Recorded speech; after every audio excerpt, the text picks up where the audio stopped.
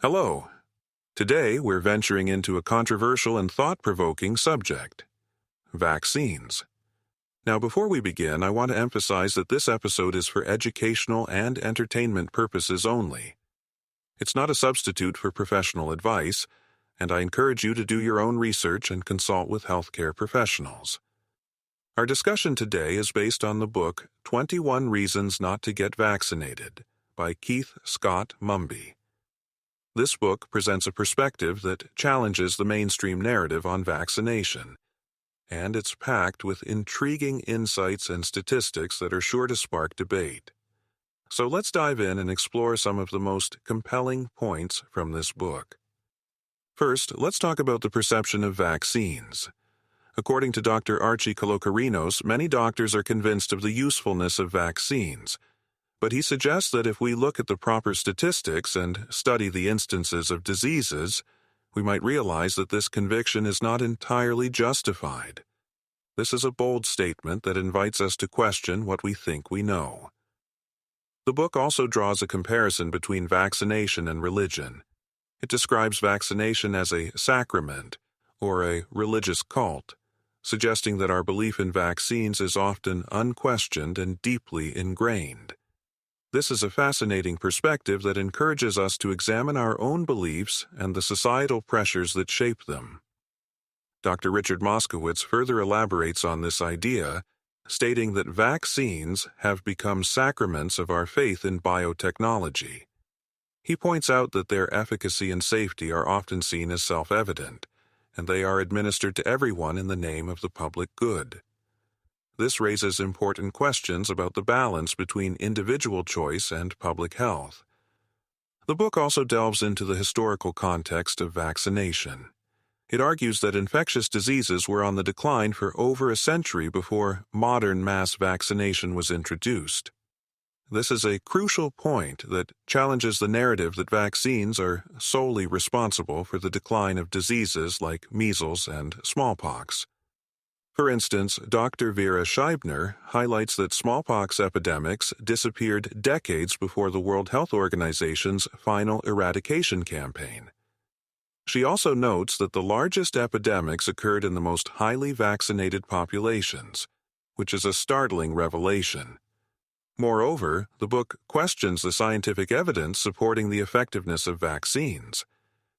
Dr. Robert Mendelsohn states that there is no convincing evidence that mass inoculations can be credited with eliminating any childhood disease. This is a significant claim that warrants further investigation. The book also addresses the potential risks associated with vaccines. It mentions the case of Hib vaccines, which have displaced Haemophilus as a cause of disease and death, but other organisms like pneumococcus have risen to take its place. This is a reminder that interventions can have unintended consequences. Hilary Butler further argues that the use of vaccines has led to an increase in chronic autoimmune and neurological diseases. She points out that in the last 20 years, rates of asthma, attention deficit disorder, diabetes, and learning disabilities have all increased dramatically. This is a concerning trend that deserves our attention. The book also criticizes the way vaccines are marketed and the role of fear in promoting them. It suggests that the risks of diseases are often exaggerated to persuade the public to accept new vaccines. This is a powerful point that encourages us to critically evaluate the information we receive. Furthermore, the book highlights the potential conflicts of interest within the vaccine industry. It mentions the CDC's Advisory Committee on Immunization Practices and the weak conflict of interest rules that have allowed members with ties to pharmaceutical companies to participate in decision-making processes. This raises important questions about the integrity of the system. The book also discusses the issue of vaccine injuries and the challenges faced by victims seeking compensation. It criticizes the National Vaccine Injury Compensation Program for making it difficult for victims to litigate and receive justice.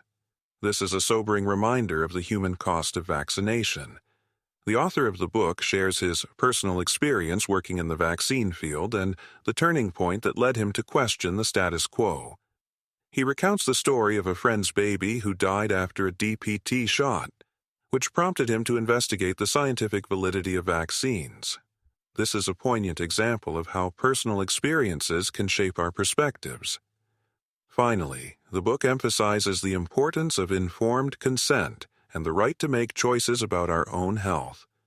It encourages parents to educate themselves and make decisions based on their own research and beliefs.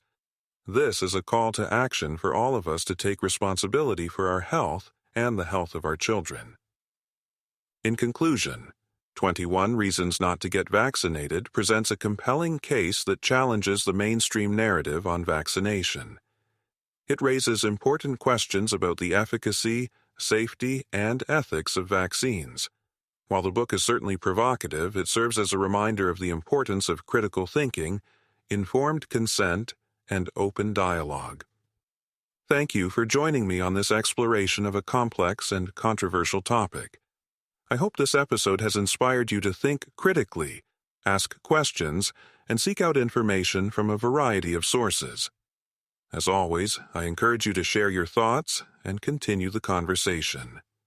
Until next time, stay curious and keep learning. Visit BrightLearn.ai for more fascinating videos like this one, and naturalnews.com for full editorial coverage and breaking news on critical stories that keep you informed and aware of what's really going on.